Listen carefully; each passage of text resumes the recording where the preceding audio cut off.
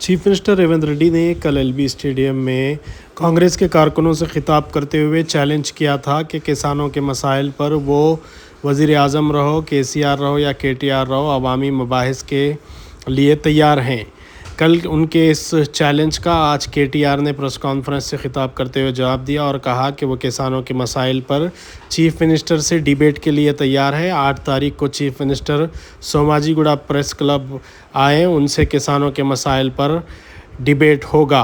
क्या आप chief minister KTR की इस पेशकश को कबूल करेंगे? लेकिन इसी दौरान पता चला है कि चीफ मिनिस्टर 2 दिन के लिए दिल्ली जाने वाले हैं।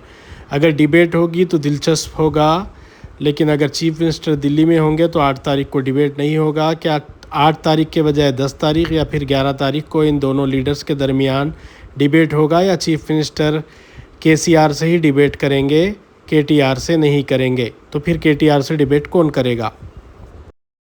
ఎవరైనా సరే నేను సవాలు విసురుతున్నా, అది ఢిల్లీలో ఉండే మోడీ అయినా సరే, గల్లీలో ఉండే కేడీ అయినా సరే, చర్చ పెడతాం పార్లమెంటులోనా అసెంబ్లీలోనా. రైతు రాజ్యం ఎవరు తెచ్చిండ్రు, రైతులకు అండగా నిలబడ్డది ఎవరో తేల్చుకుందాం. రాండి చర్చలకు. కేసీఆర్ వస్తాడు, కేటీఆర్ వస్తాడు, కిషన్ రెడ్డి వస్తాడు, నరేంద్ర మోడీ వస్తాడు, కాంగ్రెస్ పార్టీ కార్యకర్తలను తీసుకొని నేను వస్తా అని సూటిగా సవాలు విసురుతున్న మిత్రులారా. ఆయననే చెప్పిండు నిన్న, కేసీఆర్ వస్తాడా కేటీఆర్ వస్తాడా అన్నాడు. మరి నేను వస్తా అంటున్నా, నీకు దమ్ముంటే రా, లేదంటే ఇంకొక ప్రతిపాదన 8 తారీఖు నాడు, ఇలా 5 తారీఖు, ఎందుకంటే ముఖ్యమంత్రి గారికి ప్రిపేర్ అయ్యేందుకు టైం పడుతుంది.